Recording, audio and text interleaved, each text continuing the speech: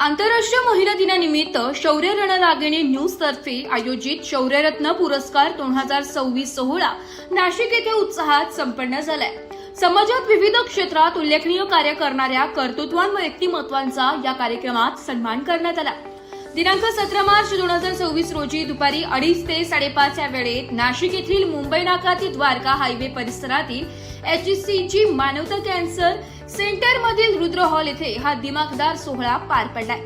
विविध मान्यवरांच्या उपस्थितीत झालेल्या या कार्यक्रमात महिलांच्या कर्तृत्वाचा गौरव करण्यात आलाय। या सोहळ्यात नाशिकच्या सुप्रसिद्ध मॉडेल सौ स्मिता कैलास आहिरे यांना शौर्यरत्न 2026 पुरस्काराने सन्मानित करण्यात आले।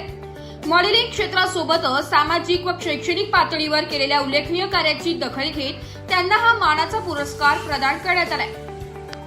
स्मिता आहिरे यांनी यापूर्वी अनेक मानाचे किताब व पुरस्कार मिळवले।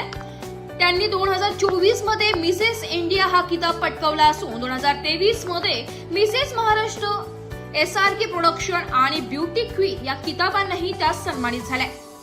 तसेच अष्टपैलू रत्न 2025, राज्यस्तरीय स्त्री शक्ती सन्मान 2024, नवदुर्गा पुरस्कार 2025, साई गुणगौरव समाजभूषण पुरस्कार 2025, स्वयंसिद्धा पुरस्कार 2023, सुपर वुमन पुरस्कार 2024 आणि शौर्यरत्न पुरस्कार 2025 अशा विविध सन्मानांनी त्यांच्या यशाची नोंद झाली।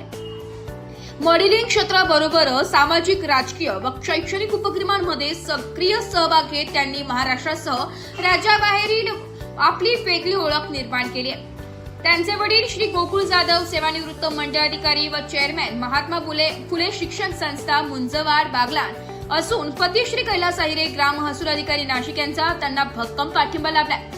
उत्साहपूर्ण वातावरणात पार पडलेल्या या कार्यक्रमामुळे कर्तृत्ववान महिलांना प्रेरणा मिळाली असून स्मिता आहिरे यांच्या शौर्यरत्न 2026 या सन्मानामुळे त्यांच्या यशात आणखी एक मानाचा तुरा जोडला गेलाय।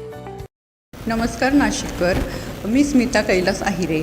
माझी ओळख, मी मिसेस इंडिया 2024ची गोव्याची विनर आहे आणि मला मिसेस महाराष्ट्र 2023 ची पण विजेती मी आहे नाशिकची, आणि नाशिक ब्युटी क्वीन 2023ची पण मी विनर आहे। आज मला SCG मानवता कॅन्सर सेंटर येथे रणरागिणी न्यूज चॅनलमार्फत गायत्री लचके मॅडमने आज मला इथं आमंत्रित केलं, त्याबद्दल मी त्यांचे मनापासून आभार मानते आणि त्यांच्या पुढील वाटचालीसाठी त्यांना शुभेच्छा देते। धन्यवाद। ब्युरो रिपोर्ट, नाशिक लोकशाही न्यूज नाशिक।